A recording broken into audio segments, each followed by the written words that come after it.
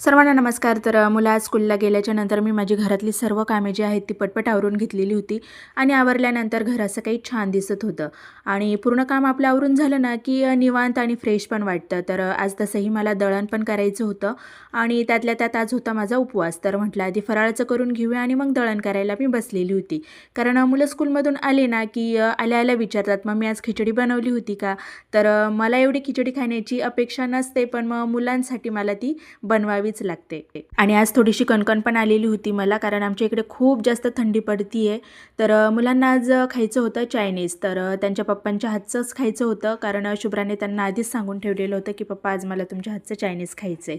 तर शुभ्राच्या पप्पांनी पण त्यांना छान बनवून दिलेलं होतं. तर हे असे पदार्थ जे आहेत ना ते शुभ्राच्या पप्पांना बरोबर जमतात करायला आणि त्यांना ते आवडतं पण मुलांना करून खाऊ घालायला. तर आणि शुभ्राने जर सांगितलेलं असेल तर ते नाही म्हणतच नाही तिच्यासाठी. आणि तसंही तर दिवशी त्यांना वेळ नसतो, म्हणजे बाहेरची काही कामं असतात, कंपनीची कामं करून आल्याच्या नंतर त्यांना अजिबात वेळ नसतो. पण मग कधीही वेळ भेटला ना की त्यांची इच्छा असेल, आवड असली की मग ते बनवून देतात शुभ्राला तिच्या आवडीने काय खायचं असेल तिला ते.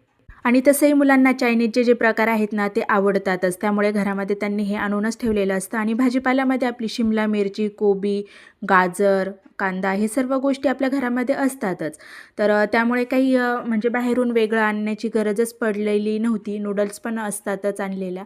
तर त्यामुळे शुभ्राच्या पप्पांनी त्यांना छान बनवून दिलेलं होतं आणि मुलांनी पण आवडीने खाल्लेलं होतं आणि खरंच छान टेस्टी पण झालेलं होतं.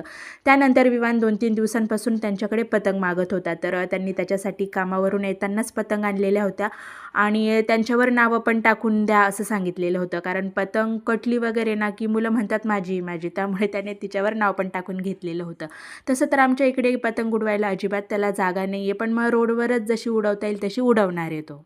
तर ही अशी छान नूडल्स तयार झालेली होती आणि शुभ्राच्या पप्पांनी मुलांना पण दिलेली होती आणि त्यांना स्वतःलाही घेतलेली होती. तर मुलांनी पण आवडीने खाल्ली आणि विवाने तर सॉससोबत घेतलेली होती.